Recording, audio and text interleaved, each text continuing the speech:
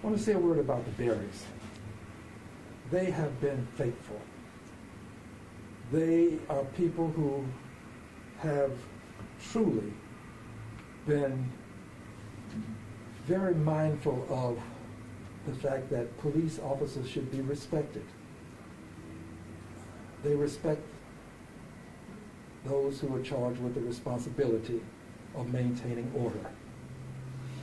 They, upon receiving this decision, have not indicated that we should do anything that would create a violent act. They are nonviolent people. They believe in protest, but they believe in peaceful protest. But the thing that they've decided to do immediately is to attend church tomorrow. And we will be tomorrow at 10:30 a.m. at their church. They're going to church. This is going to be an opportunity for them to pray and to give thanks for the life that Joshua had, and to pray for peace for our country, and pray for our law enforcement, and pray for the prosecution. We're going to church tomorrow, the four of us. And anyone that cares to be there, we would welcome your attendance tomorrow, 10:30 a.m., Abiding Faith Baptist Church, 15376 Fondren Road. That's in Missouri City. We'll be there tomorrow.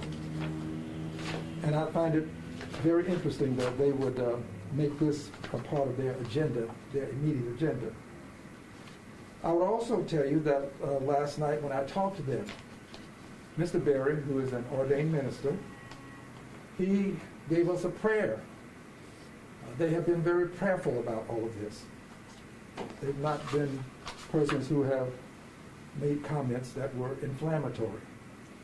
They've been very prayerful. But when they received the word that their son, Joshua, and that the grand jury returned a no bill, this was painful. This was painful because there are questions that still haven't been answered with reference to their son and what happened to him. This does not close the case for them. It's not over for them. It's not over because this is all that they know. They don't know what was said to the grand jury. They don't know what the ballistic report reveals. They don't know what other reports were presented to the grand jury. All they know is no bill. Under the questionable circumstances that caused their son to no longer be with them, this is what they have. No bill. That's not enough for them. It's not enough.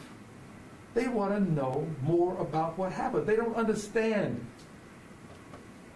how the evidence about the bullet was processed.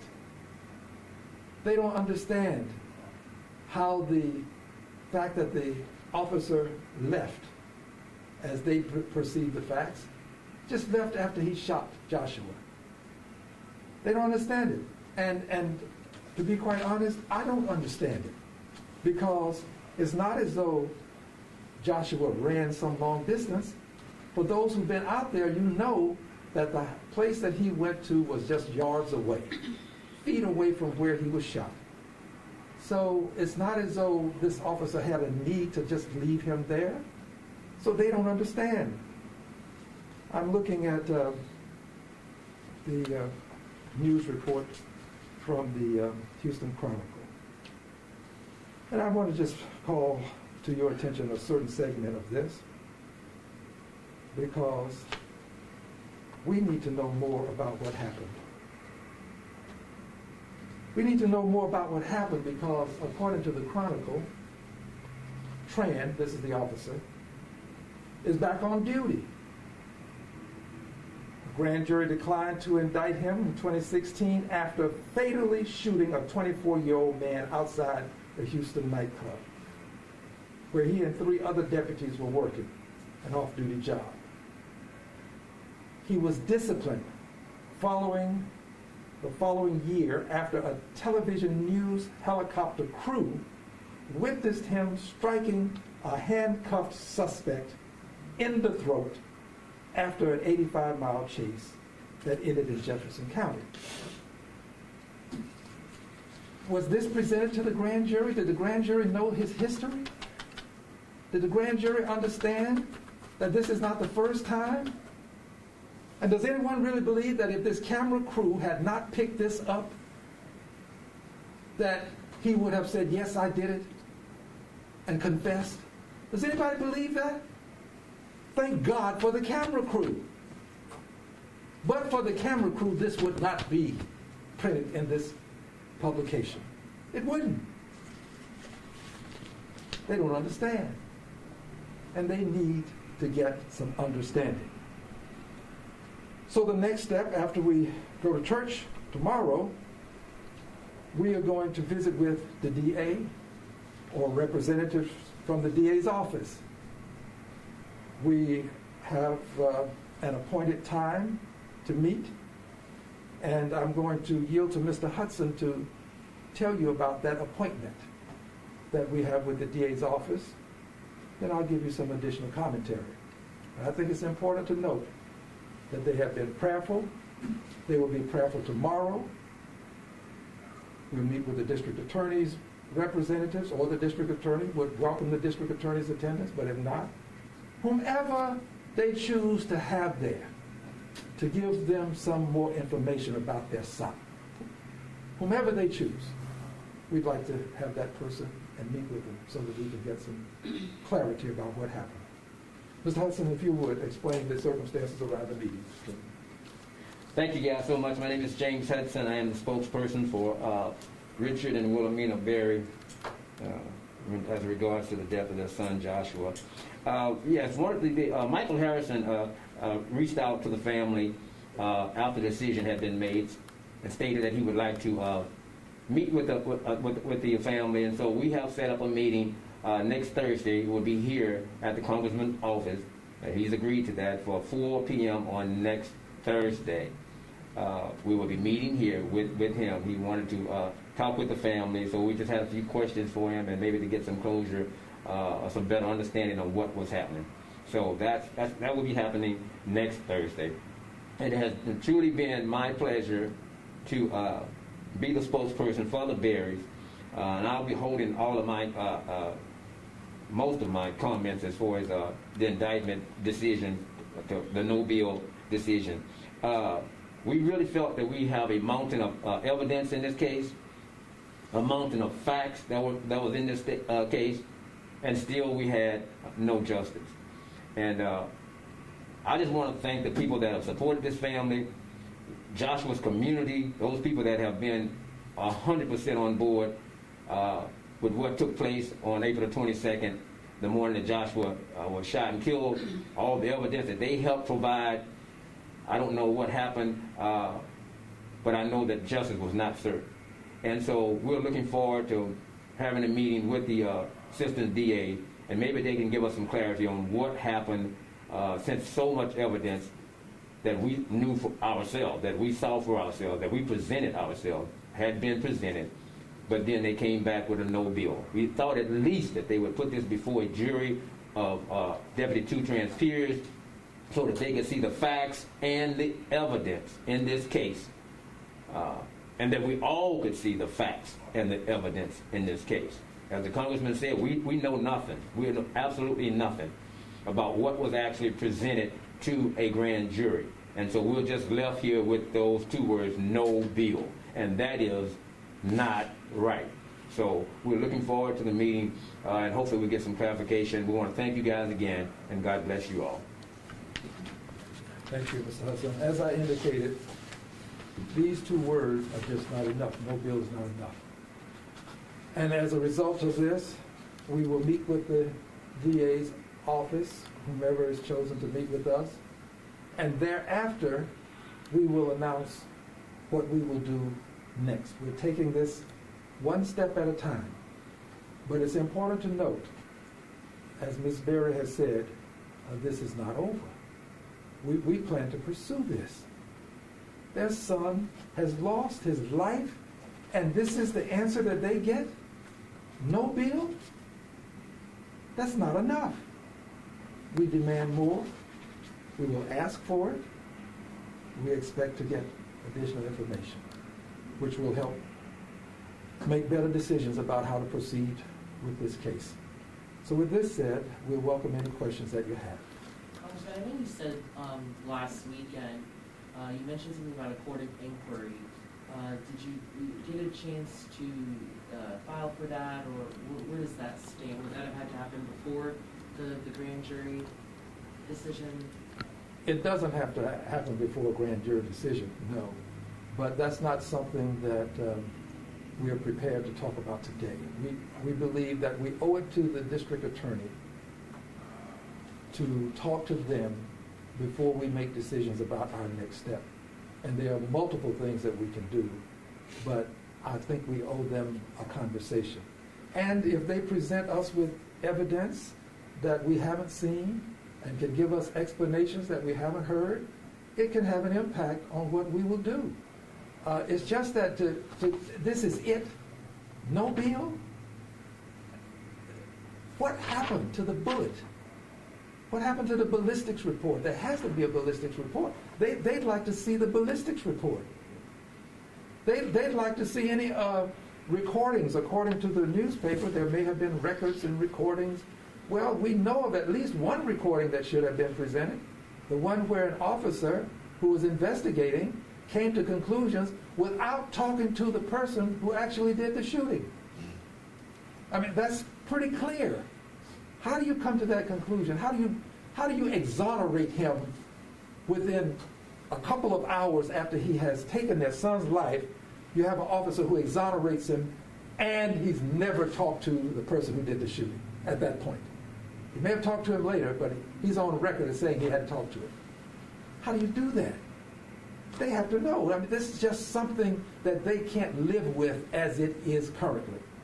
So we will be meeting, and we're going to respect the DA and give them the opportunity to give us some additional intelligence. We'll look forward to the meeting, and after that meeting, we'll make some announcements about our next step. What do you hope the ballistics report will help clarify for you all? Well, we wanted to clarify how the shot, as we understand it, and this is a part of it, we don't have the transparency, so we can only base our decisions on what we pick up from the newspapers and what's been said, but based on where they say the officer was positioned, and from where they say he shot out of the vehicle, how could that bullet go over many cars? Not one, not two, not three, but 4 cars that were parked in a driveway, hit a garage on the other side of that driveway, the garage door. It just doesn't seem possible that that could happen, that that bullet could do that. So we'd like to see how that was analyzed, how that was presented to the grand jury. They want to see the ballistics report. But also, we'd like to know, where did the deputy go when he left? We've shown videos of what we believe to be the deputy leaving. It's not disputed in the news story and with the interview that's been given. So where did he go? Why did he go? What necessitated his having to leave after he shot a person twice? And the person can't run away. He goes a few feet away, some number of feet, yards at most, and he collapses and he bleeds out in his automobile. The deputy has just driven away. This is just more than they can comprehend and more than I can myself, to be quite honest. Your next question, please. When Mr. and Mrs. Berry found out the news yesterday, was it you who told them? Can you tell us what those moments were like, finding this out? Well, Mr. and Ms. Berry are resigned right now to wait until after we have the meeting with the DA's office before making their comments. And I think this is appropriate. they're going to do what they have done, and that is show a degree of patience, which I think is just unbelievable that they could be as patient as they are. But I can tell you this, no, I was not with them.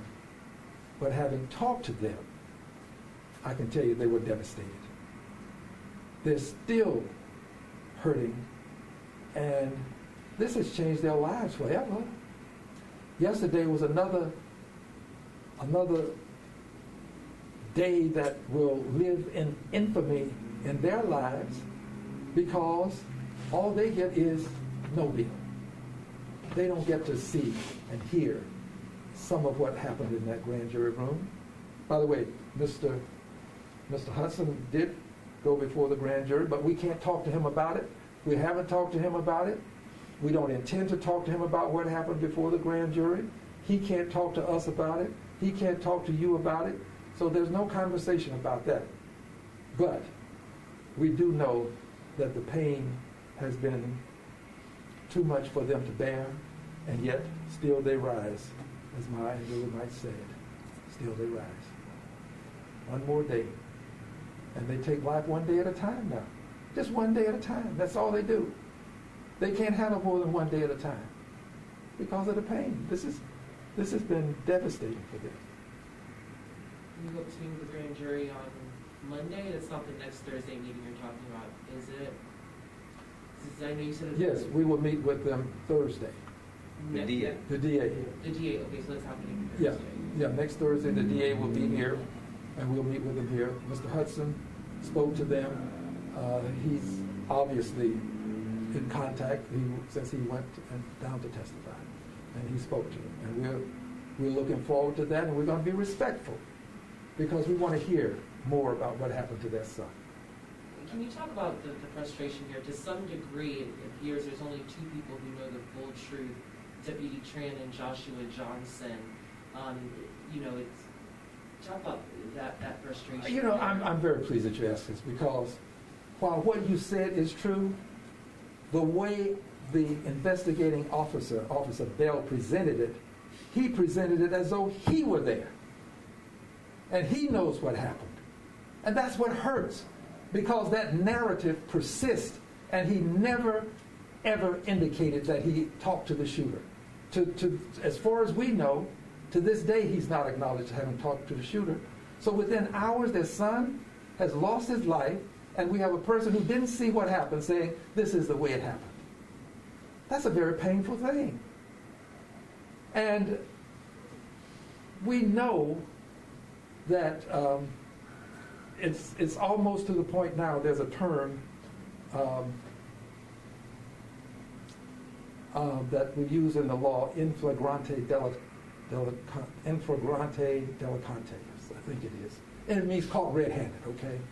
If you're caught red-handed, maybe we'll get some justice. It was red-handed with George Floyd. It's just unbelievable. So we're just hoping that we can get some better explanations, because you're not going to catch everybody red-handed. By the way, why we haven't had a good explanation for no body cameras? No body cameras. Seems like in this day and age now, given all that we've seen, that every department would be requiring body cameras. Why no body cameras? All of these things we'd just like to get some explanation for. Your thoughts on the Civil Rights Division actually looking at this case? That's an option. That is an option. That is an option, and members of Congress often will ask. But we want to talk to them first before we announce any future plans, anything that we may do. We'll talk to them first. Any other questions? Okay, well, I'm going to close with this. Mr. Berry is an ordained minister. He gave us a prayer last night, and his prayer was for other people. I was just utterly amazed that his whole prayer was, what can be done to help others? He didn't have a prayer that would in any way call for revenge. It was all about, what can we do to help other people? It touched my heart. These are good and decent people, and they ought not be treated the way they're being treated. If this is the normal way that things are happening, then we've got to change this normal system. This system cannot continue like this. People are no longer accepting this kind of behavior where all they get are 2 words, no bill. People are not accepting it. They're just not going to accept it. And when I say not going to accept it, there's going to be protests, and I hope that it will be peaceful protests, because that's where I am. I'm a peaceful protester. I'm not a person who believes that you can go out and destroy things to make the world a better place. That's not the way I view the world. Now, I have that term that I was using, in flagrante delicto. In flagrante delicto, meaning caught red-handed. And I don't think we're going to catch everybody red-handed. But we can have a better opportunity if they will wear body cameras. And this is one of the reasons why we are pushing so hard for the George Floyd Justice and Policing Act to be passed in Congress, so that we can get more body cameras, so that we can make chokeholds a crime, so that we can deal with the whole process of allowing persons to have a defense in a civil case, not criminal, in a civil case that will excuse them from liability. We've got to do something. It just can't go on this way. We've seen too much of it now. And when you have conservative ministers starting to speak out, Reverend Pat Robertson, when you get them speaking out, something is happening. There's change taking place in this country. Was there another question? Okay, well, thank you, everybody. And we will see you soon, I'm sure. But we'll be back here Thursday. Thank you. Okay, if you'll move the door. Can you back it up, Mr. Berry? Yes, I just may. Okay.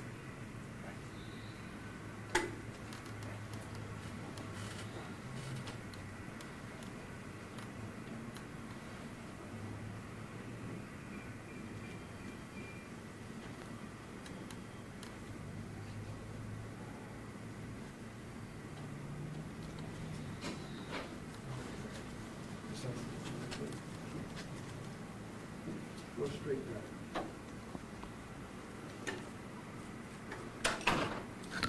Did you take the program with the photograph? Yes, did you want to see that? That'd be nice. I'm not sure if we have it or not. Yeah, I need to take that.